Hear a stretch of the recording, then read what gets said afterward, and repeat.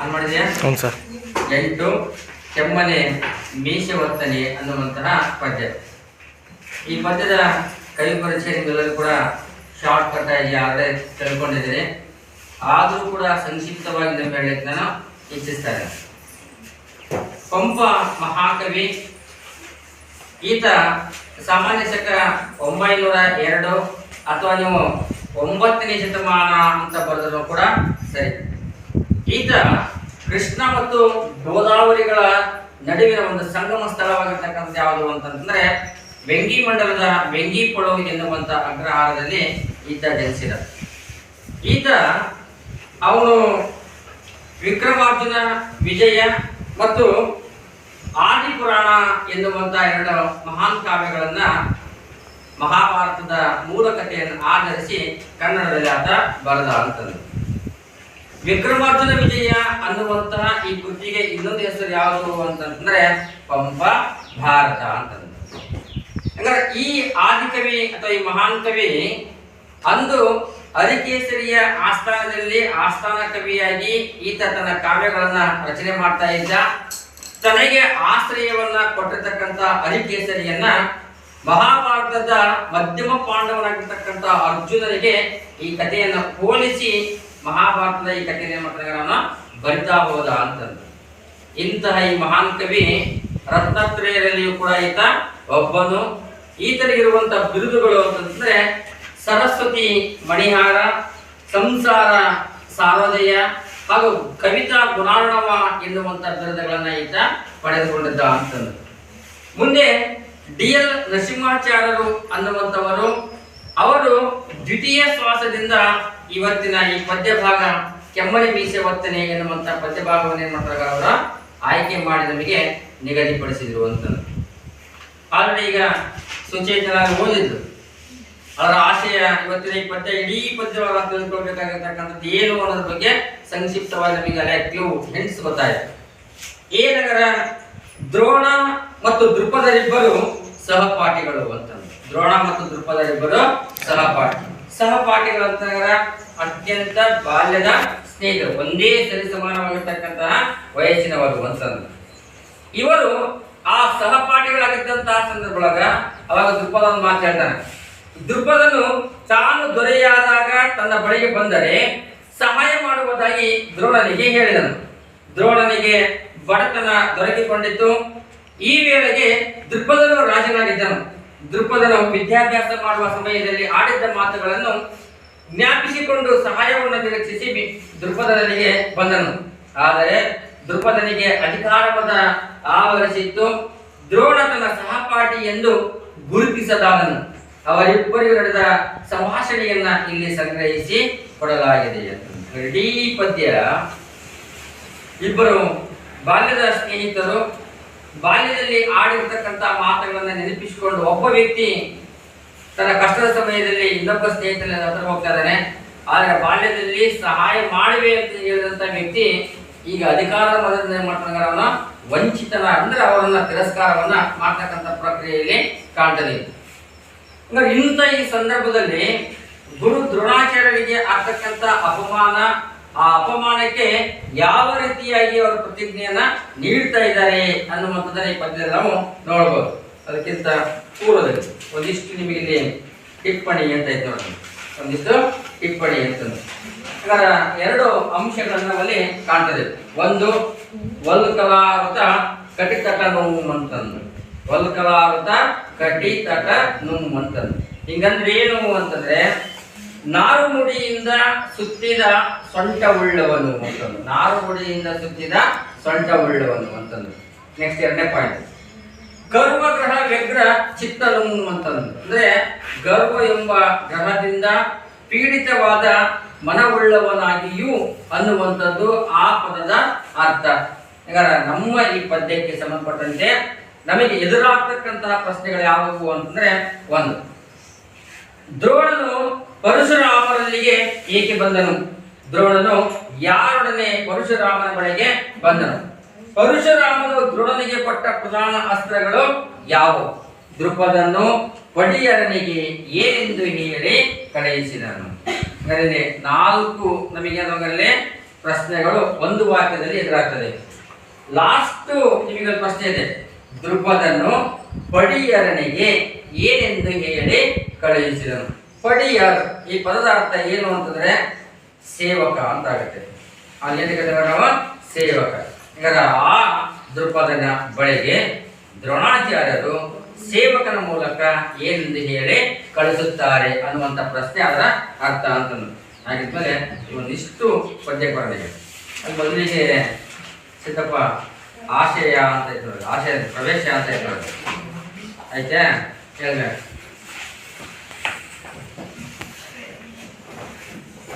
10ನೇ ಶತಮಾನವು ಕನ್ನಡ ಸಾಹಿತ್ಯ ಚರಿತ್ರೆಯಲ್ಲಿ ಸುವರ್ಣಯುಗ ಎಂದು ಶ್ಲಾಘನೆಗೆ ಒಳಗಾಗಿದೆ. ಈ ಕಾಲಘಟ್ಟದಲ್ಲಿ ಮಹಾಕವಿಗಳಾದ ಪಂಪ, ಪೊನ್ನ, ರನ್ನ ಎಂಬ ರತ್ನತ್ರಯರು ತಮ್ಮ ಕಾವ್ಯ ರಸಗಂಗೆಯನ್ನ ಹರಿಸಿ ಹಳಗನ್ನಡ ಕಾವ್ಯಗಳನ್ನ ಕನ್ನಡ ಸಾಹಿತ್ಯ ಲೋಕಕ್ಕೆ ಕೊಡುಗೆಯಾಗಿ ನೀಡಿದ್ದಾರೆ. ಆದಿಕವಿ ಎನಿಸಿದ ಪಂಪನು ತನ್ನ ವಿಕ್ರಮಾರ್ಜುನ ವಿಜಯಂ ಕೃತಿಯಲ್ಲಿ ಕಥಾನಾಯಕ ಅರ್ಜುನನನ್ನೇ ಅಲ್ಲದೆ ಇತರ ವ್ಯಕ್ತಿಗಳನ್ನು ಸಾಕಷ್ಟು ವಿಜೃಂಭಿಸುವಂತೆ ವರ್ಣಿಸಿದ್ದಾರೆ. ದ್ರುಪದ ರಾಜರ ಬಳಿ ಸಹಾಯ ಅರಸಿ ಬಂದ ದ್ರೋಣನನ್ನ ರಾಜನು ಮದೋನ್ಮತನಾಗಿ ಅವಮಾನಗೊಳಿಸಿ ಹೊರಗಟ್ಟಲು ತನ್ನ ಸೇವಕರಿಗೆ ಹೇಳುತ್ತಾನೆ. ಆಗ ದ್ರೋಣನು ಶಪಥಗೈಯುವ ಸನ್ನಿವೇಶವು ಈ ಪಾಠದಲ್ಲಿ ಮನೋಜ್ಞವಾಗಿ ಮೂಡಿ ಬಂದಿದೆ ಅಂತಂದು. ಈಗ ನಿಮಗೆ ಇಷ್ಟಂತ್ರ ಬರ್ತೀನಿ. ಒಂದು ಪಂಪ ಕವಿ ಬರೆದಿರ್ತಕ್ಕಂತಹ ಯಾವುದರ ವಿಕ್ರಮಾರ್ಜುನ ವಿಜಯ, ಅಥವಾ ಅದಕ್ಕೆ ನಾವು ಪಂಪ ಭಾರತ ಅನ್ನುವಂಥ ಹೆಸರಿಂದ ಕರಿತಿದ್ದೇವೆ. ಸಾಮಾನ್ಯವಾಗಿ ಈತನ ಕಾಲ ನಾವು 9ನೇ ಶತಮಾನ ಅಂತ ಹೇಳ್ತೇವೆ. 9ನೇ ಶತಮಾನದ ನಂತರ ಅಂದ್ರೆ 10ನೇ ಶತಮಾನದಲ್ಲಿಯೂ ಕೂಡ ಇಡೀ ಕನ್ನಡ ಸಾಹಿತ್ಯ ಚರಿತ್ರೆಯನ್ನ ನಾವು ಸುವರ್ಣ ಯುಗ ಅಂತ ಕರಿತೀವಿ. ಸುವರ್ಣ ಅಂತಂದ್ರೆ ಬಂಗಾರದ ಯುಗ ಅಂತಂದು. ಅಂದ್ರೆ ಅಷ್ಟು ಸಮೃದ್ಧವಾಗಿರ್ತಕ್ಕಂಥ ಸಾಹಿತ್ಯ ರಚನೆಗೆ ಇಂಬು ಕಂಡುಕೊಂಡಂತ ಒಂದು ಕಾಲಘಟ್ಟ ಅನ್ನೋದು ನಿಮಗೆ ಅದು ಗೊತ್ತಿರಲಿ ಅಂತಂದು. ಈ ಕಾಲಘಟ್ಟದಲ್ಲಿ ಯಾವುದರ 10ನೇ ಶತಮಾನದ ಆ ಕಾಲಘಟ್ಟದಲ್ಲಿ ಏನು ಸುವರ್ಣಯುಗ ಅಂತ ನಾವು ಕರೆಸಿಕೊಳ್ತಾ ಇದ್ದಾವೋ ಆ ಕಾಲಘಟ್ಟದಲ್ಲಿ ಮೂವರು ಪಂಪ, ಪೊನ್ನ ಮತ್ತು ರನ್ನ. ಪಂಪ, ಪೊನ್ನ, ರನ್ನ ಇವರು ನಾವೇನು ಕರಿತೀವಿ ರತ್ನತ್ರಯರು ಅಂತ ಇವರನ್ನ ಕರಿತಿದ್ದೀವಿ. ಈ ರತ್ನತ್ರಯರೆಲ್ಲರೂ ಕೂಡಿಕೊಂಡು ತಮ್ಮ ಕಾವ್ಯ ರಸಗಂಗೆಯನ್ನ ಅವ್ರೇನ್ ಮಾಡ್ತಾರೆ, ಅವರ ಹಳಗನ್ನಡ ಕಾವ್ಯಗಳನ್ನ ರಚನೆ ಮಾಡುವುದರ ಮೂಲಕ ಈ ಸಾಹಿತ್ಯ ಲೋಕಕ್ಕೆ ಅದಕ್ಕೆ ಬೆಲೆಯನ್ನೇ ಕಟ್ಟಲಿಕ್ಕೆ ಅಸಾಧ್ಯವಾಗಿರ್ತಕ್ಕಂತಹ ಕೊಡುಗೆಗಳನ್ನು ಅವರು ನೀಡ್ತಾ ಹೋದ್ರು ಅಂತಂದು. ಕವಿ ಪಂಪ ತನಗೆ ಆಶ್ರಯವನ್ನ ಕೊಟ್ಟಿರ್ತಕ್ಕಂತಹ ಅರಿಗೇಸರಿಯನ್ನ ತನ್ನ ಕಾವ್ಯದ ಕಥಾನಾಯಕನನ್ನಾಗಿ ಮಾಡಿಕೊಂಡು, ಅಂದ್ರೆ ಅರ್ಜುನನ ಸ್ಥಾನದಲ್ಲಿ ಅರಿಕೇಸರಿಯನ್ನ ನಿಲ್ಲಿಸಿ ಇಡೀ ಕಾವ್ಯವನ್ನು ಏನ್ ಮಾಡ್ತಾನೆ, ಅವನು ಬರಿತಾ ಹೋಗುವಂತ ಪ್ರಯತ್ನವನ್ನ ಮಾಡ್ತಾ ಇದ್ದಾನೆ. ಹೀಗೆ ಅನೇಕ ಕವಿಗಳು ತಮಗೆ ಆಶ್ರಯ ಕೊಟ್ಟಿರ್ತಕ್ಕಂಥವರನ್ನ ಅವತ್ತಿನ ದಿನ ಮಾಡ್ತಾರೆ, ಅವರನ್ನ ವಿಜೃಂಭಿಸುವಂತಹ ರೀತಿ ಒಳಗ, ಅವರನ್ನು ವರ್ಣಿಸುವಂತಹ ರೀತಿ ಒಳಗ ಕಾವ್ಯಗಳನ್ನ ರಚನೆ ಮಾಡ್ತಾ ಹೋದ್ರು. ಹಾಗೆ ಇಲ್ಲಿಯೂ ಕೂಡ ದ್ರುಪದ ಅನ್ನುವಂತ ರಾಜನ ಬಳಿ ಕಷ್ಟ ಕಾಲದಲ್ಲಿ ದ್ರೋಣ ಏನ್ ಮಾಡ್ತಾರೆ, ಸಹಾಯವನ್ನ ಅರಿಸಿ ಅವನ ಬಳಿ ಹೋಗ್ತಾರೆ. ಹಾಗೆ ಅರಿಸಿ ಹೋದಂತಹ ಸಂದರ್ಭದೊಳಗ ಅಧಿಕಾರದ ಮದೋನ್ಮತನಾಗಿರ್ತಕ್ಕಂಥ ದ್ರುಪದ ಅವನೇನ್ ಮಾಡ್ತಾನೆ, ಅವನ ತನ್ನ ಬಾಲ್ಯದ ಸ್ನೇಹಿತ ಅನ್ನುವಂಥದ್ದನ್ನ ಮರೆತು ಅವನ ಜೊತೆಗೆ ಒಂದಿಷ್ಟು ಏನ್ ಮಾಡ್ತಾನೆ, ಸಣ್ಣತನದ ರೀತಿ ಒಳಗೆ ವರ್ತನೆಯನ್ನ ಮಾಡ್ತಾರೆ. ಆ ಸಂದರ್ಭದಲ್ಲಿ ದ್ರುಪದ ಮತ್ತು ಗುರು ದ್ರೋಣಾಚಾರ್ಯರ ಮಧ್ಯೆ ನಡೀತಕ್ಕಂಥ ಒಂದು ಮಾತಿನ ಸಂವಾದವೇ ಯಾವುದಪ್ಪ ಅಂತಂದ್ರೆ ಕೆಮ್ಮನೆ ಭೀಷ್ಯವರ್ತನೆ ಅನ್ನುವಂತ ಪದ್ಯ ಅನ್ನೋದು ನಿಮಗೆ ಗೊತ್ತಿದೆ.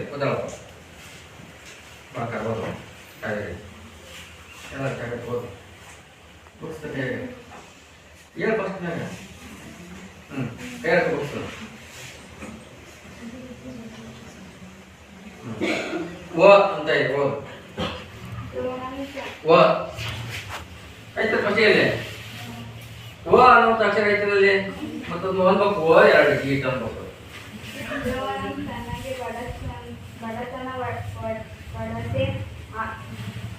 ನಾನು ಒಂದ್ಸಲ ಓದ್ತಾ ಇರ್ಬೇಕಂತ ಓ ಅಂತಂದ್ರೆ ಏನಂತ ಗೊತ್ತಿರಲಿ, ವಚನ ಅಂತ. ಓ ಅಂತಂದ್ರೆ ವಚನ, ಮಾತು ಅಂತ ಅರ್ಥ ಇಟ್ಕೊಳ್ಳೋದ್ರಿಂದ.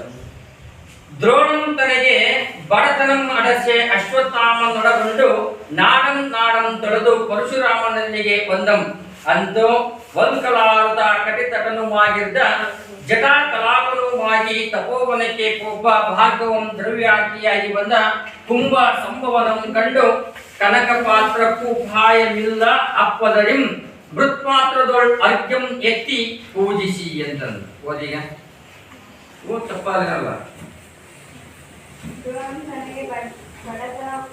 ಬಡತನಂ ಅಂತಂದಾಗ ಅಕಾರ ಬಂತು. ಬಡತನಂ ಅಡಸೆ, ಬಡತನವು ಅಡಸೆ ಅಂತಂದ್ರೆ ಉಂಟಾಗಲು ಅಂತಂದು. ಅಡಸೆ ಅಂತಂದ್ರೆ ಉಂಟಾಗಲು, ಬಡತನವು ಉಂಟಾಗಲು. ಅಶ್ವತ್ಥಾಮನ್ ಒಳಗೊಂಡು, ಅಶ್ವತ್ಥಾಮನ ಜೊತೆಗೆ ಸೇರಿಕೊಂಡು ನಾಡಂ ನಾಡಂ ಕೊಳಲು. ನಾಡಂ ನಾಡಂ ಅಂತಂದ್ರೆ ಹೀಗೆ ಅನೇಕ ಅವನು ಏನ್ ಮಾಡ್ತಾರ ಊರುಗಳನ್ನ ಸುತ್ತ ಕೊಳಲು ಅಂದ್ರೆ ಪಟ್ಟಣಗಳನ್ನ ಸುತ್ತ, ಕೊಳಲು ಅಂದ್ರೆ ಪಟ್ಟಣ ನಗರ ಅಂತ ಕರಿತೀವಿ. ಅನೇಕ ಹಳ್ಳಿಗಳನ್ನ ಅನೇಕ ನಗರಗಳನ್ನ ಆತ ಸುತ್ತ ಎಲ್ಲಿ ಬಂದಗರನು ಪರಶುರಾಮನಲ್ಲಿಗೆ ಒಂದಂ ಅಂದ್ರೆ ಪರಶುರಾಮರಿರುವಂತಹ ಸ್ಥಳಕ್ಕೆ ಯಾರು ಬರ್ತಾರೆ? ದ್ರೋಣಾಚಾರ್ಯರು ತನ್ನ ಮಗನನ್ನು ಕರೆದುಕೊಂಡು ಬಂದ್ರು ಅಂತಂದು. ನೆಕ್ಸ್ಟ್ ಅಂತೂ ಅಂತೂ ವಲ್ಕಲಾರುತ ಹೇಳು. ವಲ್ಕಲಾರುತ ತಟಿತಟನು ಮಾಗಿದ್ದ ತಟಿತಟನು ಮಾಗಿದ್ದ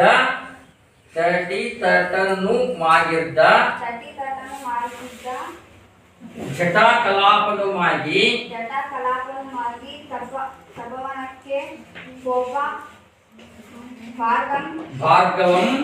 ಭಾರ್ಗವಂ ದ್ರವ್ಯಕ್ತಿಯಾಗಿ ಬಂದ ಕುಂಭ ಸಂಭವನಂ ಕಂಡು ಕನಕ ಪಾತ್ರಕ್ಕೂ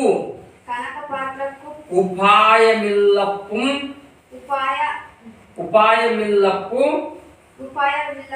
ಅದರಿಂ ಮೃತ್ಪಾತ್ರದೊಳ್ ಅರ್ಘ್ಯಂ ಎತ್ ಪೂಜಿಸಿ ಹೇಳು. ಮೃತ್ಪಾತ್ರದೊಳ್ ಅರ್ಘ್ಯಂ ಎತ್ತಿ ಪೂಜಿಸಿ ಅಂತಂದು. ಸರಿ, ನೆಕ್ಸ್ಟ್ ನೋಡ್ತಾರೆ. ಒಡವೆನ್ ಅರ್ತಿ ಬಿತ್ತನ್ ಅವನಿ ತಲವಂ ಗುರುಗಿತ್ತೆಗೆನಗೊಳ್ ದಡಕೆಯುಂ ಇಲ್ಲ ಕೈಯೊಳರದಂ ಕೃತ ಭಾರಗತನೆಂತು ಸಂತಸಮಂ ಬಡಿಸುವೆನೆನ್ ಈತೊಂದು ಧನುರ್ವಿದುದು ದಿವ್ಯ ಶರಾವಳಿ ಇರ್ದುದು ಇಲ್ಲೊಡಮೆ ಸಮಂತು ಪೇಳುರಾವುದೋಳ್ ಎನ್ನುವುದು ಕುಂಭ ಸಂಭವನಂ. ಕುಂಭ ಸಂಭವನಂ ಏನು ಅನ್ನೋದನ್ನ ಈಗ ಒಂದೊಂದಿಷ್ಟೇ ನೋಡ್ಕೊಂತ ಹೋಗೋಣ. ಮೊದಲಿಗೆ ಒಂದೊಂದು ಪಾಯಿಂಟ್ ನೋಡ್ಕೊಂತವ್ರೆ. ನಿಮ್ಗೆ ಯಾರು ಗೊತ್ತಾಗಲ್ಲ ಅಂತಂದ್ರೆ ಮತ್ತೆ ಅಲ್ಲಿ ಕೇಳ್ಬೋದು. ಮೊದಲಿಗೆ ಹೇಳ್ತಾನೆ ಹಂಗಾರೆ ಇದನ್ನ ಸ್ಟಾರ್ಟ್ ಮಾಡ್ಕೊಳ್ರಿ. ಎಲ್ಲಿಂದ ಹೋಗ್ತೀವಿ ಕಟ್ಟೆ ತಲೆ ಒಳಗ ಅಂತಂದ್ರೆ ನಾನು ನಿಮ್ಗೆ ಆಗಲೇ ಹೇಳಿದೆ. ಈಗ ಬಾಲ್ಯದಲ್ಲಿ ಇಬ್ಬರು ಸ್ನೇಹಿತರು ಯಾರ್ಯಾರ ಸಹಪಾಠಿಗಳು ದೃಪದ ಮತ್ತು ದ್ರೋಣ. ದೃಪದ ರಾಜಮನೆತನದ ಬಾಲಕನಾಗಿರೋದ್ರಿಂದ ಸ್ವಾಭಾವಿಕವಾಗಿ ಹೇಳ್ತಾನೆ, ನಾನು ಮುಂದೆ ಒಂದಲ್ಲ ಒಂದಿಷ್ಟು ರಾಜನಾದ ಮೇಲೆ ನಿನಗೆ ಏನಾದ್ರೂ ಕಷ್ಟ ಅಂತ ಇದ್ರೆ ನನ್ನ ಬಳಿ ಬಾಲಿನ ಸಹಾಯ ಮಾಡ್ತೀನಿ ಅಂತಂದು ಹೇಳಿರ್ತಾನೆ.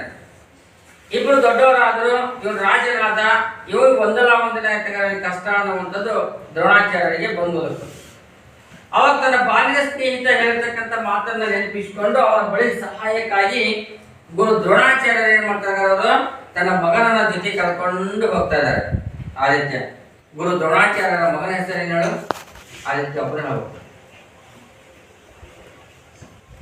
ಗುರು ದ್ರೋಣಾಚಾರ್ಯರ ಮಗನ ಹೆಸರೇ. ನಾನು ನಿಮ್ಗೆ ಹೇಳೋ ಅವಸ್ಥೆ ಹೇಳಿದೆ, ಮೊದಲನೇ ಸಾಲಿನಲ್ಲೇ ಉತ್ತರ ಇದೆ. ದಕ್ಷಿಣ ಪ್ರಕಾರ ಅಶ್ವತ್ಥಾಮನ್ ಒಳಗೊಂಡು ಅಂತ. ಅಶ್ವತ್ಥಾಮನ್ ಒಳಗೊಂಡು ಅಂದ್ರೆ ಅಶ್ವತ್ಥಾಮನ ಜೊತೆ ಸೇರಿಕೊಂಡು ತನ್ನ ಬಾಲ್ಯದ ಸ್ನೇಹಿತನಾಗಿರ್ತಕ್ಕಂಥ ದ್ರುಪದರನ್ನ ಹುಡುಕ್ಲಿಕ್ಕೆ ಏನ್ ಮಾಡ್ತಾರ, ನಾಡಂ ನಾಡಂ ಕೊಳಲಂ ಪರಶುರಾಮನಲ್ಲಿ ಒಂದು ಅಂತ ಹೇಳ್ತಾನೆ. ಅಂದ್ರೆ ಅವನು ತನ್ನ ಮಗನ ಜೊತೆ ಸೇರಿಕೊಂಡು ನಾಡುಗಳನ್ನ ನಗರಗಳನ್ನ ಏನ್ ಮಾಡ್ತಾರ, ಸುತ್ತ ಹೋಗುವಂತಹ ಸಂದರ್ಭದೊಳಗ ಗುರು ದ್ರೋಣಾಚಾರ್ಯರಿಗೂ ಮತ್ತು ಅಶ್ವತ್ಥಾಮನಿಗೂ ಯಾರು ಎದುರಾಗ್ತಾ ಇದಾರಪ್ಪ ಅಂದ್ರೆ ಪರಶುರಾಮರು ಇರುವಂತಹ ಸ್ಥಳ ಅವರಿಗೆ ಎದುರಾಗ್ತಾ ಇದೆ. ಹಾಗಾದ್ರೆ ಪರಶುರಾಮರು ವಾಸ್ತವ್ಯವಾಗಿರ್ತಕ್ಕಂಥ ತಮ್ಮ ಆಶ್ರಮಕ್ಕೆ ಏನ್ ಮಾಡ್ತಾರೆ, ಅವರು ಹೋಗ್ತಾ ಇದ್ದಾರೆ. ಗುರು ದ್ರೋಣಾಚಾರ್ಯರು ಮತ್ತು ಅಶ್ವತ್ಥಾಮ ಮಾಡ್ತಾರೆ, ಅವರ ಆಶ್ರಮಕ್ಕೆ ಹೋದ್ರು. ಹೀಗೆ ಪರಶುರಾಮರ ಆಶ್ರಮಕ್ಕೆ ಹೋದಂತಹ ಸಂದರ್ಭದೊಳಗ ಪರಶುರಾಮರು ಹೆಂಗಿದ್ರು ಅಂತ ಹೇಳ್ತಾರ, ವಲ್ಕಲಾವೃತ ಕಟಿತಟನು ಆಗಿದ್ದು ಅಂತಂದು. ಯಾಕಂದ್ರೆ ಅದ್ರ ಅರ್ಥ ಏನು ಅನ್ನೋದಕ್ಕೆ ನಿಮ್ಗೆ ಆಲ್ರೆಡಿ ಹಿಂದ್ಗಡೆ ಇದೆ, ಟಿಪ್ಪಣಿ ಒಳಗ ಅಶ್ವಿನಿಯಲ್ಲಿ ಕೊಡ್ತಾರೆ ಪಾಯಿಂಟ್. ಏನಾರ ಸೊಂಟಕ್ಕೆ ನಾರು ಮಡೆ ಬಟ್ಟೆಯನ್ನ ತೊಟ್ಟಿರುವವನು ಅಂತ ಅರ್ಥ ಇದೆ. ಹಾಗಾದ್ರೆ ನಾರು ಮಡೆ ಅಂದ್ರೆ ಕಾವಿ ಬಟ್ಟೆಯನ್ನ ತೊಟ್ಟಿರುವಂತ ವ್ಯಕ್ತಿ ಅಲ್ಲಿ ಯಾರಿದ್ದಾರೆ ಆಶ್ರಮದಲ್ಲಿ? ಪರಶುರಾಮರು. ಹಾಗಾದ್ರೆ ಪರಶುರಾಮರು ಆ ಎಲ್ಲವನ್ನ ತಮ್ಮಲ್ಲಿರ್ತಕ್ಕಂಥದ್ದನ್ನ ಸಂಪೂರ್ಣವಾಗಿ ಎಲ್ಲರಿಗೆ ದಾನ ಮಾಡಿ ನಾರು ಮುಡಿ ಬಟ್ಟೆಯನ್ನ ತೊಟ್ಟುಕೊಂಡು ಇವರು ಎಲ್ಲಿ ಹೊಂಟಿದ್ರಪ್ಪ ಅಂತಂದ್ರೆ ಈಗ ತಪಸ್ ಮಾಡ್ಲಿಕ್ಕೆ ಹೋಗ್ತಾ ಇದ್ರು. ಅವ್ರು ಎಲ್ಲರನ್ನ ತಮ್ಮಲ್ಲಿರ್ತಕ್ಕಂಥ ಖಾಲಿ ಮಾಡಿದಾರೆ ಈಗ ಅವ್ರು. ಯಾರು? ಪರಶುರಾಮ. ಜಸ್ಟ್ ಹಿಂಗೆ ಹೇಳ್ತಾರೆ, ಕೇಳಿಸ್ಕೊಡ್ರಿ. ದ್ರೋಣಾಚಾರ್ಯರಿಗೆ ಏನು ಉಂಟಾಗಿದೆ? ಈಗ ಅವರಿಗೆ ತುಂಬಾ ಕಷ್ಟ ಬಂದಿದೆ. ಕಷ್ಟ ಬಂದಿದೆ ಅನ್ನೋ ಹೊತ್ತಿನಾಗ ದಿಕ್ಕು ತೋಚದವರಾಗಿ ಅವ್ರು ಯೋಚಿಸುವಾಗ ಬಾಲ್ಯದ ಸ್ನೇಹಿತ ಹೇಳ್ತಕ್ಕಂಥ ಸಹಾಯದಿಂದ ಏನಪ್ಪ ಅಂತು. ಹಾಗಾಗಿ ಆ ದೃಪದನ್ನ ಹುಡ್ಕೊಂಡು ಏನ್ ಮಾಡ್ತಾರೆ, ಹೊಂಟಿದ್ದಾರೆ. ದೃಪದ ಇರುವಂತ ಜಾಗಕ್ಕೆ ಹೋಗುವಂತಹ ಸಂದರ್ಭದೊಳಗೆ ಅನೇಕ ನಾಡುಗಳನ್ನ ನಗರಗಳನ್ನ ಸುತ್ತ ಸುತ್ತ ಸುತ್ತ ಹೋಗುವಾಗ ಅವರಿಗೊಂದು ಆಶ್ರಮ ಎದುರಾಗ್ತದೆ. ಯಾರ ಆಶ್ರಮ ಆಗಿರೋದು? ಪರಶುರಾಮರ ಆಶ್ರಮ ಎದುರಾಗ್ತದೆ. ಪರಶುರಾಮರು ಆಲ್ರೆಡಿ ಅಷ್ಟೊತ್ತಿಗೆ ಎಲ್ಲವನ್ನ ತ್ಯಜಿಸಿ ತಮ್ಮಲ್ಲಿರ್ತಕ್ಕಂಥದ್ದನ್ನ ಸಂಪೂರ್ಣವಾಗಿರ್ತಕ್ಕಂಥ ಸಿರಿ ಸಂಪತ್ತನ್ನೆಲ್ಲ ತಮಗೆ ಬೇಕಾದಂತವ್ರು ಎಲ್ಲರಿಗೂ ಅಧ್ಯಯನ ಮಾಡ್ತಾರೆ, ಕೊಟ್ಟು ಖಾಲಿ ಕೈಯಲ್ಲಿದ್ದಾರೆ ಅವರು ಆಶ್ರಮದ ಹತ್ರ. ತಾವು ತೊಟ್ಟತಕ್ಕಂಥ ನಾರು ಮುಡಿಯನ್ನ ಉಟ್ಟುಕೊಂಡು ಅವ್ರನ್ನೇನು ತಪಸ್ಸಿಗೆ ಹೋಗಲಿಕ್ಕೆ ಸಿದ್ಧರಾಗಿದ್ರು. ಅಷ್ಟೊತ್ತಿಗೆ ಯಾರು ಬಂದಾಗ ಅಲ್ಲಿಗೆ? ಗುರು ದ್ರೋಣಾಚಾರ್ಯರು ಮತ್ತು ಅವ್ರ ಮಗ ಏನ್ ಮಾಡ್ತಾರೆ, ಅಲ್ಲಿಗೆ ಬಂದಿದ್ದಾರೆ. ಅವಾಗ ನೋಡ್ರಿ, ವಲ್ಕಲಾವೃತ ಕಟಿತಟನು ಆಗಿರ್ದ. ಅಂದ್ರೆ ಈ ರೀತಿಯಾಗಿರ್ತಕ್ಕಂಥ ಸೊಂಟಕ್ಕೆ ನಾರು ಮುಡಿ ಬಟ್ಟೆ ನೋಡಿರ್ತಕ್ಕಂಥ ಈ ವ್ಯಕ್ತಿ ಮುಂದೋಡ್ರಿ, ಜಟ ಕಲಾಪನುಮಾಗಿ. ಪರಶುರಾಮರು ಹೆಂಗಿದ್ರು ಅಂತಂದ್ರೆ ಆಶ್ರಮದ ಮುಂದೆ ಅವರು ಜಡೆಗಳ ಸಮೂಹವನ್ನೇ ತಮ್ಮ ತಲೆ ಮೇಲೆ ಅವರು ಹೊದ್ದವರ ಹಾಗೆ ಕಾಣಿಸ್ತಾ ಇದ್ರು ಅಂತಂದ್ರು. ಈಗ ನಾವು ನೀವೆಲ್ಲ ಏನ್ ಮಾಡ್ತೀವಿ, ತಲೆ ಬಾಚಿಕೊಳ್ತಾ ಇದೀವಿ. ಹಾಗಾದ್ರೆ ಆಶ್ರಮದಲ್ಲಿರ್ತಕ್ಕಂಥ ಆ ಋಷಿವರ್ಯರು ಏನ್ ಮಾಡ್ತಾರೆ, ಅವರು ತಮ್ಮ ತಲೆಯಲ್ಲಿರ್ತಕ್ಕಂಥ ಎಲ್ಲ ಕೂದಲುಗಳನ್ನ ಹಾಗೇನೆ ಅವರು ಬಿಟ್ಕೊಳ್ತಾ ಇದ್ರು. ನೋಡೋದಕ್ಕೆ ಆ ವ್ಯಕ್ತಿ ಹೆಂಗ್ ಕಾಣ್ತಾ ಇದ್ದ ಅಂದ್ರೆ, ಇಡೀ ತಮ್ಮ ತಲೆಯಲ್ಲಿರ್ತಕ್ಕಂಥ ಕೂದಲುಗಳು ಜಡೆಯ ಸಮೂಹದಂತೆ ಅದು ನೋಡೋದರಿಗೆ ಗೋಚರಿಸ್ತಾ ಇತ್ತು. ಹಾಗಾಗಿ ಒಂದು ಕಡೆ ನಾರು ಮುಡಿ ಬಟ್ಟೆಯನ್ನ ಸೊಂಟ ಕಟ್ಟಿಕೊಂಡಿದ್ದಾರೆ, ಇನ್ನೊಂದು ಕಡೆಗೆ ಸಂಪೂರ್ಣವಾಗಿ ತಮ್ಮ ತಲೆ ಮೇಲಿರ್ತಕ್ಕಂಥ ಕೂದಲುಗಳನ್ನ ಅವರು ಹಾಗೆ ಬಿಟ್ಟಿದ್ದಾರೆ. ಹೀಗೆ ಬಿಟ್ಟಂತಹ ವ್ಯಕ್ತಿ ಎಲ್ಲಿ ಹೋಗ್ಲಿಕ್ಕೆ ಸಿದ್ಧರಾಗಿದ್ರು ಅಂತಂದ್ರೆ ತಪೋವನಕ್ಕೆ ಕೋಪ ಅಂತಂದ್ರು. ತಪೋವನ ಅಂದ್ರೆ ತಪಸ್ ಮಾಡ್ಲಿಕ್ಕೆ ಹೋಗ್ಲಿಕ್ಕೆ ಅವರು ಸಿದ್ಧರಾಗಿ ನಿಂತ್ಕೊಂಡಿದ್ರು ಅಂತಂದ್ರು. ಮುಂದೆ ಹೇಳ್ತಾನೆ, ಭಾರ್ಗವಮಂ. ಭಾರ್ಗವ ಅಂತ ಪರಶುರಾಮರು ಅಂತಂದ್ರು. ಭಾರ್ಗವ ಅಂತ ಪರಶುರಾಮ. ಹೀಗೆ ನಾರು ಮುಡಿಯನ್ನ ಸೊಂಟಕ್ಕೆ ಉಟ್ಟು ತಲೆ ಮೇಲೆ ತಪಸ್ವಿಗಳ ಹಾಗೆ ಆ ಜಡೆಯ ಸಮೂಹಗಳನ್ನ ಹೊತ್ತು ಈ ಪರಶುರಾಮರು ತಪಸ್ ಮಾಡ್ಲಿಕ್ಕೆ ತಪೋವನಕ್ಕೆ ಏನ್ ಮಾಡ್ತಾರೆ, ಅವರು ಹೋಗ್ಲಿಕ್ಕೆ ಸಿದ್ಧರಾಗಿದ್ರು ಅಂತಂದ್ರು. ಆ ಸಂದರ್ಭದಲ್ಲಿ ದ್ರವ್ಯಾರ್ತಿಯಾಗಿ ಅಂತಂದ್ರು. ದ್ರವ್ಯಾರ್ತಿಯಾಗಿ ಅಂತಂದ್ರೆ ಪೂಜ್ಯರಿಗೆ ಕೈ ತೊಳೆದುಕೊಳ್ಳಲಿಕ್ಕೆ ಕೊಡುವಂತ ನೀರು ಅಂತ ನಾವೇನ್ ಮಾಡ್ತೇವೆ, ಭಾವಿಸ್ಕೊಳ್ತೇವೆ. ಸಾಮಾನ್ಯ ಮನೆಗೆ ಯಾರಾದ್ರೂ ನೆಂಟರು ಬಂದ್ರು ಅಂದ್ರೆ ನೆಂಟರಿಗೆ ಏನ್ ಮಾಡ್ತೇವೆ, ನಾವು ಒಂದು ತಂಬಿಗೆ ನೀರನ್ನ ಕೊಟ್ಟು ಕೈ ತೊಳ್ಕೊಳ್ಳಿಕ್ಕೆ, ಕಾಲು ತೊಳ್ಕೊಳ್ಳಿಕ್ಕೆ, ಮುಖ ತೊಳ್ಕೊಳ್ಳಿಕ್ಕೆ ಹೇಳ್ತಾ ಇರ್ತೀವಿ. ಹಾಗೆ ಇವತ್ತು ಪರಶುರಾಮರ ಆಶ್ರಮಕ್ಕೆ ಬಂದಿರತಕ್ಕಂಥವ್ರು ಯಾರಾಗಾರ? ಗುರು ದ್ರೋಣಾಚಾರ್ಯರು, ಇನ್ನೊಬ್ಬರು ಯಾರಾಗರಲ್ಲಿ ಅವ್ರ ಮಗ ಯಾರಾಗಾರ ಅಶ್ವತ್ಥಾಮ. ಇಬ್ರು ಜೊತೆ ಕೂಡ್ಕೊಂಡು ಹೋಗಿದ್ದಾರೆ ಅವರು. ಈ ಸಂದರ್ಭದಲ್ಲಿ ಎಲ್ಲವನ್ನ ಖಾಲಿ ಮಾಡಿಕೊಂಡು ಇನ್ನು ಆಶ್ರಮವನ್ನ ಬಿಟ್ಟು ತಪಸ್ ಮಾಡ್ಲಿಕ್ಕೆ ತಪೋವನಕ್ಕೆ ಹೊಂಟು ನಿಂತಿರ್ತಕ್ಕಂಥ ವ್ಯಕ್ತಿ ಯಾರಪ್ಪ ಅಂದ್ರೆ ಪರಶುರಾಮರು ಅಂತಂದ್ರು. ಆ ಸಂದರ್ಭದೊಳಗ ನೋಡಿ, ದ್ರವ್ಯಾರ್ತಿಯಾಗಿ ಬಂದ ಕುಂಭ ಸಂಭವನಂ. ಕುಂಭ ಸಂಭವನ ಅಂದ್ರೆ ಪೂಜರಿಗೆ ಕೈ ತೊಳೆಯಲು ನೀಡುವಂತ ನೀರು ಅನ್ನೋದಕ್ಕೆ ನಾವು ದ್ರವ್ಯಾರ್ತಿ ಅಂತ ಕರಿತೀವಿ. ಅಂದ್ರೆ ಈ ಸಂದರ್ಭದಲ್ಲಿ ಅದೇ ವೇಳೆಗೆ ಆ ಆಶ್ರಮಕ್ಕೆ ಬರ್ತಕ್ಕಂಥ ವ್ಯಕ್ತಿ ಯಾರಪ್ಪ ಅಂತಂದ್ರೆ ಕುಂಭ ಸಂಭವನಂ. ಕುಂಭ ಸಂಭವ ಅಂತ ದ್ರೋಣಾಚಾರ್ಯರು. ಕುಂಭ ಸಂಭವ ಅಂತ ಗುರು ದ್ರೋಣಾಚಾರ್ಯರು. ನೋಡ್ರಿ, ಅವಾಗ ಇನ್ನೇನು ಪರಶುರಾಮ ಎಲ್ಲ ರೆಡಿ ಆಗಿದ್ರು. ಇನ್ನು ಆಶ್ರಮ ಬಿಟ್ಟು ಹೊರ ಹೋಗ್ಬೇಕು ಅನ್ನೋ ಹೊತ್ತಿಲ್ಲೇನೆ, ತಪೋವನಕ್ಕೆ ತಪಸ್ ಮಾಡ್ಲಿಕ್ಕೆ ಹೋಗ್ಬೇಕು ಅನ್ನೋ ಹೊತ್ತಿಲ್ಲೇನೆ ಅಷ್ಟೊತ್ತಿಗೆ ಯಾರು ಬಂದ್ರಲ್ಲಿ? ಕುಂಭ ಸಂಭವನಂ ಕಂಡು. ಆ ಪರಶುರಾಮರ ಬಳಿಗೆ ದ್ರೋಣಾಚಾರ್ಯ ಮಾಡ್ತಾರೆ, ಬರ್ತಾರೆ. ಹೀಗೆ ಬಂದಾಗ ಪರಶುರಾಮರು ಮಾತನ್ನು ಹೇಳ್ತಾರೆ. ಏನು ನೋಡ್ರಿ, ಕನಕ ಪಾತ್ರಕ್ಕೂ ಉಪಾಯವಿಲ್ಲುವುದಂ ಅದರಿಂ ಕನಕ ಅಂತನಗರ ಬಂಗಾರ ಅಂತ. ಕನಕ ಅಂತನಗರ ಬಂಗಾರ. ಅವತ್ತಿನ ಆ ದಿನಮಾನಗಳಲ್ಲಿ ಗುರು ದ್ರೋಣಾಚಾರ್ಯರು ಅತಿಥಿಯಾಗಿ ಪರಶುರಾಮರ ಆಶ್ರಮಕ್ಕೆ ಬಂದಂತಹ ಸಂದರ್ಭದೊಳಗ ಅಂತ ಗುರುವಿಗೆ ಏನಂದ್ರ ಬಂಗಾರದ ಪಾತ್ರೆಯಲ್ಲಿ ಅವ್ರ ಕೈ ಕಾಲು ತೊಳೆದುಕೊಳ್ಳಿಕ್ಕೆ ಏನಾದ್ರೂ ಈ ಕೈ ಎತ್ತಿ ಕೊಡ್ಬೇಕು ಅಂತಂದ್ರೆ ಅವ್ರ ಬಳಿ ಏನಿರಲಿಲ್ಲ. ಯಾರ ಬಳಿಗೆ? ಪರಶುರಾಮರ ಬಳಿ ಏನಿರಲಿಲ್ಲ. ಹಾಗಾದ್ರೆ ಪರಶುರಾಮರ ಬಳಿ ಬರೀ ಖಾಲಿ ಏನು ಉಳ್ಕೊಂಡಿತ್ತು ಅಂತಂದ್ರೆ ಇಷ್ಟನ್ನ ಹೇಳ್ತಾರೆ ನೋಡ್ರಿ, ಮೃತ್ಪಾತ್ರದೋಳ್ ಅರ್ಘ್ಯವಂ ಎತ್ ಪೂಜಿಸಿ ಅಂತಂದು. ಹಂಗಾರೆ ಮೃತ್ಪಾತ್ರ ಅಂತಂದ್ರೆ ಮಣ್ಣಿನ ಮಡಿಕೆ ಮಾತ್ರ ಉಳಿದುಕೊಂಡಿತ್ತು. ಯಾವುದೇ ಕನಕದ ಪಾತ್ರೆಗಳ ಅವರ ಬಳಿ ಇರಲಿಲ್ಲ. ಹಾಗಾಗಿ ಕನಕದ ಪಾತ್ರೆ ಏನೂ ಇಲ್ಲದೆ ಇದ್ದ ಕಾರಣಕ್ಕಾಗಿ ಬಂದಂತ ಅತಿಥಿ ಯಾರು ಗುರು ದ್ರೋಣಾಚಾರ್ಯರಿಗೆ ಮಣ್ಣಿನ ಪಾತ್ರೆ ಒಳಗೆ ಏನ್ ಮಾಡ್ತಾರೆ ಅವರು ಆ ಅರ್ಘ್ಯವನ್ನ ಕೊಡ್ತಾ ಇದ್ದಾರೆ. ಅಂದ್ರೆ ಪೂಜಿಸುವ ರೀತಿಯೊಳಗೆ ನೀರನ್ನ ಅವರಿಗೆ ಕೊಡ್ತಾ ಇದ್ದಾರೆ. ಇಲ್ಲ ನೋಡಿ, ಕನಕ ಪಾತ್ರಕ್ಕೂ ಉಪಾಯಮಿಲ್ಲಿಪ್ಪುಂ ಅದರಿಂ. ಅಂದ್ರೆ ಆ ಕನಕ ಪಾತ್ರೆಯಲ್ಲಿ ಅವರಿಗೆ ಏನಾದ್ರೂ ಅರ್ಘ್ಯವನ್ನ ಕೊಡಬೇಕು ಅಂತಂದ್ರೆ ಕನಕ ಪಾತ್ರೆಗಳು ಪರಶುರಾಮರ ಬಳಿ ಇರಲಿಲ್ಲ. ಹಾಗಾಗಿ ಮೃತ್ಪಾತ್ರದೊಳ್ ಅರ್ಘ್ಯ. ಮೃತ್ಪಾತ್ರ ಅಂದ್ರೆ ಮಣ್ಣಿನ ಆ ಮಡಿಕೆಯೊಳಗನೆ ಅವ್ರು ಏನ್ ಮಾಡ್ತಾರೆ, ಮಣ್ಣಿನ ಪಾತ್ರೆ ಒಳಗನೆ ಅರ್ಘ್ಯವನ್ನ ನೀರನ್ನ ಏನ್ ಮಾಡ್ತಾರೆ ನೀಡ್ತಾ ಇದ್ದಾರೆ. ಹೀಗೆ ಅವರಿಗೆ ಕುಡಿಯಲಿಕ್ಕೆ ನೀರನ್ನ ಕೊಟ್ಟು ಅವರನ್ನ ಈ ರೀತಿಯಾಗಿ ಪರಶುರಾಮರ ಪೂಜಿಸ್ತಾ ಇದ್ರು ಅಥವಾ ಅವರನ್ನ ಸತ್ಕರಿಸ್ತಾ ಇದ್ರು ಅಂತ. ಸರಿ, ಅಷ್ಟು ಪದಗಳಲ್ಲಿ ಏನಾದ್ರು ಡೌಟ್ಸ್ ಕೇಳ್ಕೊತೀವಿ ಮೇಲಿಂದ ವಚನಗಳಲ್ಲಿ. ಇಲ್ಲ ನಮ್ಗೆ ಕಾಮನ್ ಆಗಿ ಹೊರಲ್ಲ ಹಾಗೆ ಹೇಳಿದ್ರೆ ಅಂದ್ರೆ ಹಾಗೆ ಹೇಳ್ಬಿಡ್ತೇನೆ. ಹಾಗೆ ಹೇಳಿದ್ರ ಫಸ್ಟ್ ಒಂದು ಪದ ನೋಡ್ಕೊಳ್ರಿ, ದ್ರೋಣಂ ತನಗೆ ಬಡತನಂ ಅಡಸೆ ಅಂತಂದು. ಗುರು ದ್ರೋಣಾಚಾರ್ಯರಿಗೆ ಕಾಲಾಂತರದಲ್ಲಿ ಏನ್ ಬಂತವರಿಗೆ ಬಡತನ ಅನ್ನುವಂಥದ್ದು ಉಂಟಾಯಿತು. ಹಿಂದೆ ತಮ್ಮ ಬಾಲ್ಯದ ಸ್ನೇಹಿತ ಹೇಳಿದ ಸಹಾಯದ ನೆನಪನ್ನ ಇಟ್ಟುಕೊಂಡು ಗುರು ದ್ರೋಣಾಚಾರ್ಯರು ತಮ್ಮ ಮಗನಾಗಿರ್ತಕ್ಕಂಥ ಅಶ್ವತ್ಥಾಮ ಜೊತೆ ಸೇರಿಕೊಂಡು ಅವರು ನಾಡಂ ಹೊಳಲು ನಾಡುಗಳನ್ನ ಸುತ್ತಿ ನಗರಗಳನ್ನ ಸುತ್ತಿ ಎಲ್ಲಿ ಬಂದ್ರೆ ಅವರು ಪರಶುರಾಮರಲ್ಲಿಗೆ ಬರ್ತಾ ಇದ್ದಾರೆ. ಹೀಗೆ ಪರಶುರಾಮರಲ್ಲಿಗೆ ಬಂದಂತಹ ಸಂದರ್ಭದೊಳಗ ಆಲ್ರೆಡಿ ಆ ಪರಶುರಾಮರು, ಯಾಕಂದ್ರೆ ತಳಿ ಪದ್ಯದಾಗ ಪರಶುರಾಮ ಏನೇನು ಯಾರ್ಯಾರು ಕೊಟ್ಟರು ಅಂತ ಹೇಳ್ತಾರೆ, ಈಗಿನಷ್ಟು ಉಳ್ಕೊಳ್ರಿ. ಆಲ್ರೆಡಿ ಆ ಪರಶುರಾಮರು ತಮ್ಮ ಆಶ್ರಮದ ಮುಂದೆ ಹೆಂಗ್ ಕಾಣ್ತಾ ಇದಾರೆ ಅಂತಂದ್ರೆ ಸೊಂಟಕ್ಕೆ 4 ಮಡೆ ಬಟ್ಟೆಯನ್ನ ಕಟ್ಟಿ ಸುತ್ತಿಕೊಂಡಿದ್ದಾರೆ. ತಲೆಯ ಮೇಲೆ ಇರ್ತಕ್ಕಂಥ ಕೂದಲನ್ನು ನೋಡಿದ್ರೆ ಒಬ್ಬ ತಪಸ್ವಿ ಹಾಗೆ ಕಾಣ್ತಾ ಇದ್ರು. ಮುಂದೆ ತಪೋವನಕ್ಕೆ ಕೋಪ, ತಪಸ್ಸಿಗೆ ಹೋಗುವ ರೀತಿ ಒಳಗ ಆ ಪರಶುರಾಮರ ಮಠಗಳಲ್ಲಿ ಕಾಣ್ತಾ ಇದ್ರು.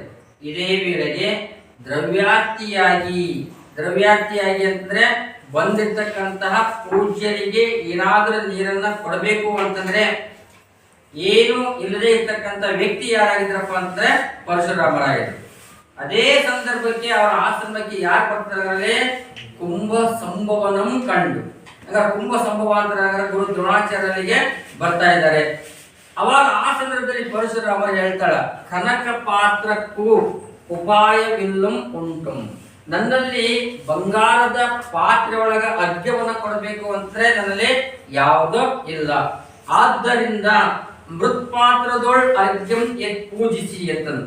ಮೃತ್ಪಾತ್ರ ಅಂದ್ರೆ ಮಣ್ಣಿನ ಪಾತ್ರೆಯಲ್ಲಿನೇ ಅವರನ್ನ ನೀರನ್ನಿಟ್ಟು ಅವರನ್ನ ಏನ್ ಮಾಡ್ತಾರ ಸತ್ಕರಿಸ್ತಾ ಇದ್ದಾರೆ. ಯಾರಂದ್ರ ಪರಶುರಾಮರು ಅಂತಂದು ಒಂದ್ ಕಡೆ. ನೆಕ್ಸ್ಟ್ ಮುಂದ್ ಪಾಠ ನೋಡ್ರಿ,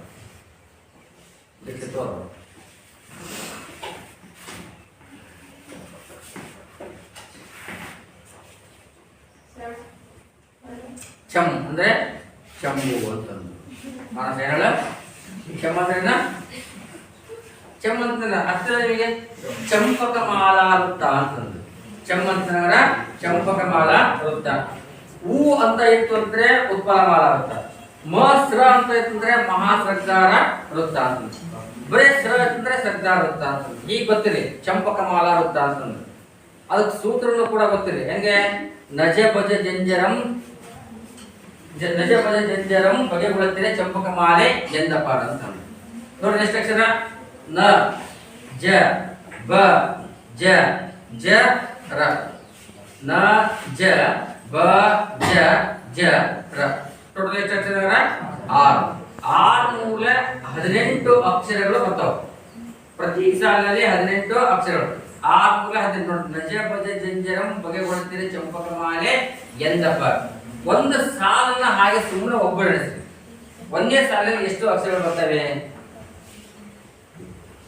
ಸಾಕ್ಷಿ ಎಷ್ಟರಲ್ಲಿ?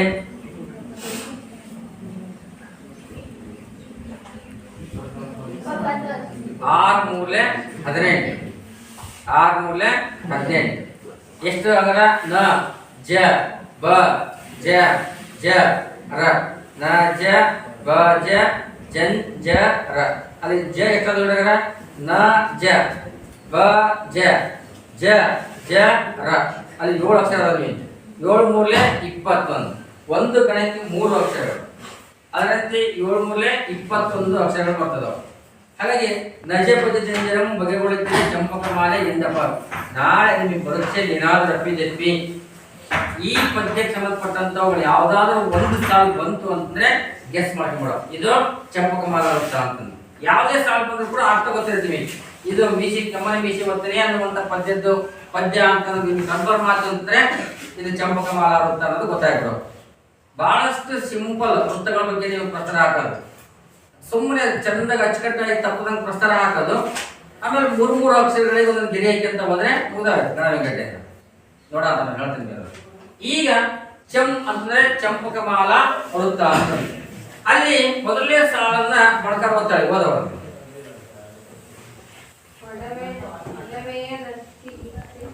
ಒಡವೆಯನ್ ಅತ್ತಿಗಿತ್ಯನ್ ಹೇಳ. ಒಡವೆಯನ್ ಅತ್ತಿಗಿತ್ಯನ್ ಅವನೀತಳಂ ಅವನೀತಳಂ ಎಲ್ಲ ಅರ್ಥ ಐತೆ ಅಂತ ಕೇಳ್ಬೋದೇನು? ಅದು ಮೊದಲನೇ ಸಾಲನ್ನ ಬಿಡಿಸ್ಕೊಂಡಾಗ ಗೊತ್ತಾಗ್ತಾ ಇರುತ್ತೆ. ಒಡವೆಯನ್ ಅತ್ತಿಗಿತ್ಯನ್ ಒಡವೆಯನ್ ಅತ್ತಿಗಿತ್ಯನ್ ನ ವ್ಯಂಜನ ಆಯ್ತು, ಅಕಾರ ಹೊಡೆಯಿತು. ಅವನೀತಳಂ ಗುರುಗಿತ್ಯನ್ ಗಳನ್. ಹೌದಾ? ಹಾಗಾದ್ರೆ ಮೊದಲನೇ ಸಾಲನ್ನ ಇನ್ನು ಹಾಗೆ ಹೇಳ್ತಾ ಹೋಗ್ಬೇಕು, ಕೇಳಿಸ್ಕೊಳ್ರಿ. ಮೊದಲನೇ ಸಾಲಲ್ಲಿ ಏನಾಗ್ಯದ? ಒಡವೆಯನ್ ಅತ್ತಿಗಿತ್ಯನ್ ಅನ್ನುವಂಥ ಪದ ಇದೆ. ಒಡವೆ ಈ ಪದದ ಅರ್ಥ ಏನು ಅಂತಂದ್ರೆ ಸಿರಿ ಅಥವಾ ಸಂಪತ್ತು ಅಥವಾ ಐಶ್ವರ್ಯ ಅಂತ. ಸಿರಿ ಅಥವಾ ಸಂಪತ್ತು ಅಥವಾ ಐಶ್ವರ್ಯ ಅಂತ.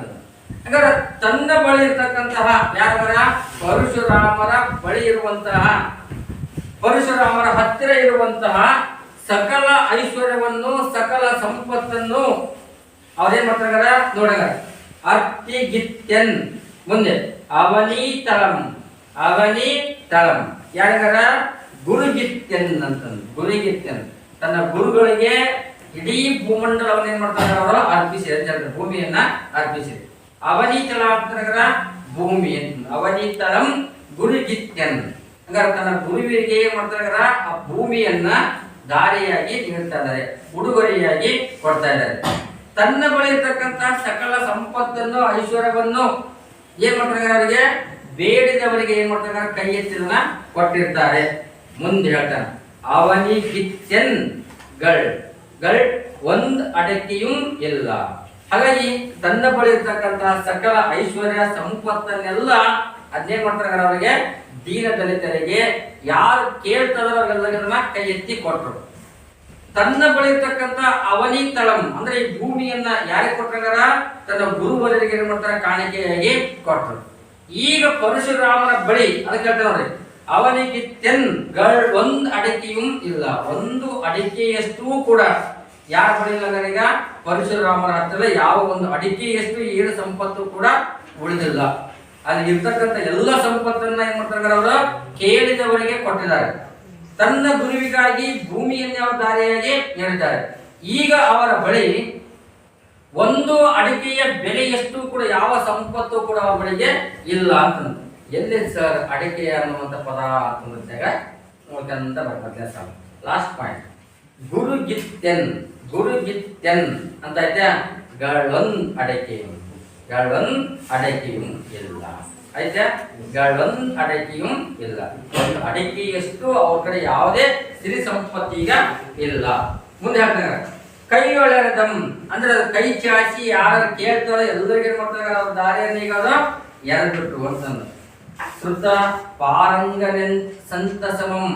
ಶ್ರುತ ಪಾರಂಗತ ಅಂತರ ಎಲ್ಲ ಶಾಸ್ತ್ರಗಳನ್ನ ಬಲ್ಲವನಾಗಿರ್ತಕ್ಕಂತಹ ಈ ಪರಶುರಾಮರು ತನಗಾಗಿ ಏನನ್ನೂ ಇಟ್ಟುಕೊಳ್ಳದನೆ ಬೇಡಿದವರು ಯಾರ್ಯಾರು ಕೇಳ್ತಾರೋ ಎಲ್ಲರಿಗೂ ಏನ್ ಮಾಡ್ತಾರೆ, ತಮ್ಮ ಬಳಿ ಇರ್ತಕ್ಕಂತಹ ಸಕಲ ಐಶ್ವರ್ಯ ಸಂಪತ್ತನ್ನು ಹಾಗೂ ಆ ಭೂಮಿಯನ್ನು ಕೂಡ ಏನ್ ಮಾಡ್ತಾರೆ ಅವರು ದಾರಿ ಎರೆದು ಈ ಖಾಲಿ ಕೈಯಿಂದ ಇದ್ದಾರೆ. ಯಾರ ಪರಶುರಾಮ. ಈ ಲಾಸ್ಟ್ ಪಾಯಿಂಟ್ ಏನಾರ ಒಂದು ನಾರು ಮುಡಿಯನ್ನು ಕೊಟ್ಟಿದ್ದಾರೆ, ತಲೆಯ ಮೇಲೆ ಜಡೆಗಳ ಸಮೂಹವಿದೆ. ಇದನ್ನು ಹೊಂದಿರ್ತಕ್ಕಂಥ ಈ ವ್ಯಕ್ತಿ ಎಲ್ಲಿ ಹೋಗ್ಲಿಕ್ಕೆ ಸಿದ್ಧನಾಗಿದ್ದಪ್ಪ ಅಂತಂದ್ರೆ ತಪೋವನಕ್ಕೆ ಹೋಗ್ಲಿಕ್ಕೆ ಸಿದ್ಧನಾಗಿದ್ದ. ಹಂಗಾರೆ ಅಂತ ಸಂದರ್ಭದೊಳಗೆ ಅವರ ಆಶ್ರಮಕ್ಕೆ ಭೇಟಿ ನೀಡ್ತಕ್ಕಂಥವ್ರು ಯಾರಾಗಲಿ ಗುರು ದ್ರೋಣಾಚಾರ್ಯರು ಮತ್ತು ಅವರ ಮಗನಾಗಿರ್ತಕ್ಕಂತಹ ಅಶ್ವತ್ಥಾಮಾಸತಿಗೆ ಬಂದ್ರು ಅಂತಂದು ನೋಡಿ. ಶ್ರುತ ಪಾರಂಗತ ಅಂತಂದು, ಶ್ರುತ ಪಾರಂಗತ ಅಂತಂದ್ರೆ ಶಾಸ್ತ್ರ ಪಾರಂಗತನು ಅಂತಂದು, ಎಲ್ಲ ಸಕಲ ಶಾಸ್ತ್ರಗಳನ್ನ ಅಧ್ಯಯನವನ್ನ ಮಾಡತಕ್ಕಂಥ ವ್ಯಕ್ತಿ ಯಾರಲ್ಲಿ ಪರಶುರಾಮರು ಅಂತಂದು. ಸಂತಸಮಂ ಬಡಿಸುವೆನ್ ಎನ್ನಿದೊಂದು ಧನುರ್ವಿದುದು ದಿವ್ಯ ಶರಾವಳಿ ಇರ್ದುದಿ ಇಲ್ಲೊಡಮೆ ಸಮಂತು. ಅವಾಗ ಅವ್ರು ಹೇಳ್ತಾರೆ, ಯಾರಿಗೆ ಪರಶುರಾಮರು ಗುರು ದ್ರೋಣಾಚಾರ್ಯರಿಗೆ ಹೇಳ್ತಾರೆ, ನೋಡು ನನ್ನ ಬಳಿ ಇರ್ತಕ್ಕಂಥ ಸಕಲ ಐಶ್ವರ್ಯ ಸಂಪತ್ತನ್ನೆಲ್ಲ ಬೇಡಿದವರಿಗೆ ದಾರಿ ಎರೆದೆ, ಅದೇ ನನಗೆ ಸಂತೋಷ. ನನ್ನ ಬಳಿ ಇರುವಂತ ಈ ಭೂಮಿಯಿಂದ ನನ್ನ ಗುರುಗಳಿಗೆ ದಾರಿ ಎರೆದೆ, ಅದು ನನಗೆ ಸಂತಸ. ಈ ಸಂದರ್ಭದೊಳಗ ನನ್ನ ಕೈಯಲ್ಲಿ ಒಂದು ಅಡಿಕೆಯಷ್ಟು ಯಾವ ಬೆಲೆನೂ ಕೂಡ ಈಗ ಸಂಪತ್ತು ಇಲ್ಲ ಅಂತ ಹೇಳಿದ. ಮುಂದೆ ಹೇಳ್ತಾರೆ ಏನಾರ ನೋಡಿ, ಬಡಿಸಿವಿ ಎಂದಿದೊಂದು. ಈಗ ನಿನಗೆ ನಾನು ಏನಾದ್ರೂ ಕಾಣಿಕೆಯನ್ನ, ನೀನು ನನ್ನ ಹತ್ರ ಏನಾದ್ರೂ ಬೇಡಿಕೆಯನ್ನ ಇಟ್ಟರೆ, ಯಾರ ಪರಶುರಾಮ ದ್ರೋಣಾಚಾರ್ಯ ಹೇಳ್ತಾನೆ, ನನ್ನ ಬಳಿ ನೀವೇನಾದ್ರೂ ಕೇಳಿದರೆ, ನನ್ನ ಬಳಿ ನೀವೇನಾದ್ರೂ ದ್ರವ್ಯಾರ್ಥಿಯಾಗಿ ಕೇಳಿದರೆ, ಇವತ್ತು ನಾನು ಏನಾದ್ರು ಬಡಿಸ್ಬೇಕು ಅಂತಂದ್ರೆ ಏನಿದೆ ಈಗ ನೋಡ್ರಿ, ಬಡಿಸಿವಿ ಎನ್ನಿದೊಂದು. ಹಾಗಾದ್ರೆ ನಿಮ್ಗೆ ಏನಾದ್ರೂ ಬಡಿಸ್ಬೇಕು ಅಂತಂದ್ರೆ ಏನಾದ್ರು ಕೇಳಿದ್ರೆ, ಅದಕ್ಕೆ ನಾನು ಏನಾದ್ರು ಬಡಿಸ್ಬೇಕು ಅಂತಂದ್ರೆ ನನ್ನ ಬಳಿ ಇರೋದು ಏನು ಹೇಳ್ತಂಗಾರ ಇದು ಒಂದೇ, ಧನುರ್ ವಿದ್ಯುತ್. ಧನುರ್ ಅಂತಂದ್ರೆ ಈ ನನ್ನ ಬಿಲ್ಲು ಬಾಣಗಳು ಮಾತ್ರ ನನ್ನ ಬಳಿ ಇವೆ ಅಂತ ಪರಶುರಾಮರು ಹೇಳ್ತಾರೆ. ಹಾಗಾಗಿ ಧನುರ್ ವಿದ್ಯುತ್ ಅಂತ ಹೇಳಿದ್ರೆ ಬಾಣ, ಈ ಬಿಲ್ಲಿದೆ, ಇದರ ಜೊತೆಗೇನೆ ದಿವ್ಯ ಶರಾವಳಿ ಯುದ್ಧದಿ ಶ್ರೇಷ್ಠವಾಗಿರ್ತಕ್ಕಂತಹ ಏನಗರಲ್ಲಿ ಬಿಲ್ಲು ಬಾಣಗಳ ಸಮೂಹ ಇದೆ. ನನ್ನ ಬಳಿ ಇದೆ ಈಗ, ಒಂದು ಕಡೆ ಬಿಲ್ಲಿದೆ, ಇನ್ನೊಂದು ಕಡೆಗೆ ಶ್ರೇಷ್ಠತರವಾಗಿರ್ತಕ್ಕಂಥ ಅತ್ಯುತ್ತಮವಾಗಿರ್ತಕ್ಕಂತಹ ಬಾಣಗಳ ಸಮೂಹವಿದೆ. ಇದನ್ನು ಬಿಟ್ಟರೆ ನನ್ನ ಬಳಿ ಬೇರೆ ಏನೂ ಕೂಡ ಇಲ್ಲ ಅಂತ ಹೇಳ. ಅದಕ್ಕೆ ಹೇಳ್ತಾನೆ ಏನಾರ ದಿವ್ಯ ಶರಾವಳಿ ಇರ್ದುದಿ ಇಲ್ಲೊಡಮೆ. ಅಂದ್ರೆ ಅತ್ಯಂತ ಶ್ರೇಷ್ಠವಾಗಿರ್ತಕ್ಕಂಥ ಈ ಬಾಣಗಳ ಸಮೂಹ ಇಲ್ಲಿದೆ. ಸಮಂತು, ಸಮಂತ ಅಂದ್ರೆ ಇವೆಲ್ಲವುಗಳು ತುಂಬಾ ಒಂದಕ್ಕಿಂತ ಒಂದು ಚೆನ್ನಾಗಿರ್ತಕ್ಕಂಥ ಬಾಣಗಳು ಅಂತಂದು. ಸಮಂತು ಅಂದ್ರೆ ಚೆನ್ನಾಗಿ ಅಂತಂದು, ಅಂದ್ರೆ ಅತ್ಯಂತ ಚೆನ್ನಾಗಿರುವಂತ ಒಂದೊಂದು ಬಾಣಗಳು ಅಂತ ಹೇಳಿದ. ಪೇಳಿರಾವು ಇರುವುದು ಕುಂಭ ಸಂಭವಂ. ಪೇಳಿರಾವುದು ಅಂದ್ರೆ ಕೇಳು, ನಿನಗಿದ್ರಲ್ಲಿ ಯಾವುದು ಬೇಕು ಅಂತಂದ, ಬಾಣ ಬೇಕು ಅಥವಾ ಶ್ರೇಷ್ಠವಾಗಿರ್ತಕ್ಕಂಥ ಈ ಬಾಣಗಳ ಸಮೂಹ ಇದೆ, ಬಿಲ್ಲು ಬೇಕು, ಬಾಣಗಳ ಸಮೂಹ ಇದೆ, ನಿನಗೆ ಯಾವುದು ಬೇಕು ಹೇಳುವ ಅಂತ ಮಾಡ್ತಾನೆ. ಆ ಕುಂಭ ಸಂಭವನಾಗಿರ್ತಕ್ಕಂಥ ದ್ರೋಣನಿಗೆ ಪರಶುರಾಮ ಏನ್ ಮಾಡ್ತಾನೆ ಕೇಳ್ತಾ ಇದ್ದಾನೆ. ಯಾಕಂದ್ರೆ ನನ್ನ ಬಳಿ ಅದು ಬಿಟ್ರೆ ನಿನಗೆ ಏನಾದ್ರು ಉಡುಗೊರೆ ಕೊಡ್ಬೇಕು ಅಂತಂದ್ರೆ ನನ್ನ ಕಡೆ ಏನಿಲ್ಲ, ಈಗ ಯಾವ್ದೇ ಐಶ್ವರ್ಯ ಸಂಪತ್ತು ನನ್ನ ಕಡೆ ಭೂಮಿಯೂ ಕೂಡ ಇಲ್ಲ. ನನ್ನ ಬಳಿ ಇರ್ತಕ್ಕಂಥ ಬಿಲ್ಲು ಮತ್ತು ಬಾಣಗಳು ಅವೆಲ್ಲವುಗಳು ಒಂದಕ್ಕಿಂತ ಒಂದು ಚೆನ್ನಾಗಿವೆ, ಶ್ರೇಷ್ಠವಾಗಿವೆ. ಅವುಗಳಲ್ಲಿ ಯಾವ್ದು ಬೇಕು ತೆಗೆದುಕೋ ಅಂತ ಏನ್ ಮಾಡ್ತಾನೆ ಪರಶುರಾಮರು ಆ ಕುಂಭ ಸಂಭವನಾಗಿರ್ತಕ್ಕಂಥ ದ್ರೋಣರಿಗೆ ಏನ್ ಮಾಡ್ತಾರೆ ಕೇಳಿದ್ರು. ಹೀಗೆ ಹೇಳಿದಾಗ ಸರಿ ಅದರಿಂದ ಪದಗಳನ್ನ ಕೇಳಿಕೊಡ್ತಾರೆ.